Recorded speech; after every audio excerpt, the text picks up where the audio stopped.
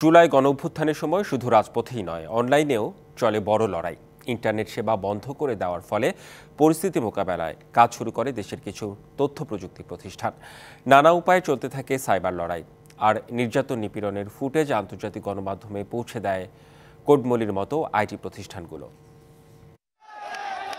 ছাত্র জনতার অভ্যুত্থানে পতন হয় আওয়ামী লীগ সরকারের। এই অভ্যুত্থান সফল করার পেছনে শুধু রাজপথের লড়াই নয়, ভূমিকা ছিল অনলাইন ও সাইবার যুদ্ধেরও। রাজধানী সহ সারা দেশে বৈষম্য বিরোধী আন্দোলন যখন তুঙ্গে, ঠিক সেই সময় সরকার বন্ধ করে দেয় ইন্টারনেট সেবা। এমন বাস্তবতায় দেশে তো বটেই, ভিন দেশেও সেই খবর ছড়িয়ে দেওয়ার উদ্যোগ নেয় আইটি প্রতিষ্ঠান কোডমলি। আমাদের একটা এক্সট্রিম দেশাত্মবোধ কাজ করেছিল।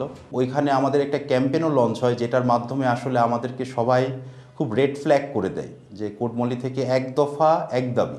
এত মানুষকে মেরে ফেলা, সাধারণ ছাত্রদেরকে, ওই সময় আমরা এই ক্যাম্পেইনটা লঞ্চ করেছি। ছাত্রকে মেরে ফেলার পরে কোনো সরকার থাকতে পারে না। আওয়ামী লীগ সরকারের কড়া নজরদারি এড়িয়ে ঝুঁকি নিয়ে দিনের পর দিন এই কাজ করেন প্রতিষ্ঠানটির কর্মীরা।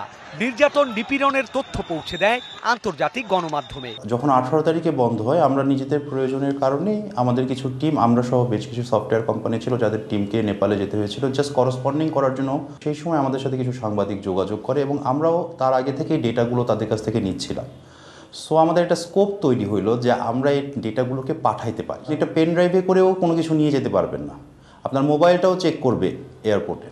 আমরা মেমোরি চিপের মাধ্যমে কিছু সংবাদ এখান থেকে বাইরে পাঠানোর চেষ্টা করি, যেটাতে আমরা আমাদের জায়গা থেকে বলতে পারি যে আমরা আমাদের রেসপন্সিবিলিটিটা খুব ভালোভাবে পালন করি। বিদেশি গণমাধ্যমে ফুটেজ সরবরাহের পাশাপাশি অসংখ্য আন্দোলনকারীকে আশ্রয়ও দেয় কোডমলি। যে যেভাবে পারছে ওখানে থাকেন, গোসল করার জায়গা আছে, খাওয়া দাওয়া যায়, পরের দিন সকালবেলা তো তারা আবার চলে যাচ্ছে। আমরা এই জায়গাগুলোকে ক্রিয়েট করেছি। এছাড়া আগস্টের শুরুতে সরকার পতনের এক দফা দাবিতে সামাজিক যোগাযোগ মাধ্যমে প্রচারেও অংশ নেয় প্রতিষ্ঠানটির কর্মীরা।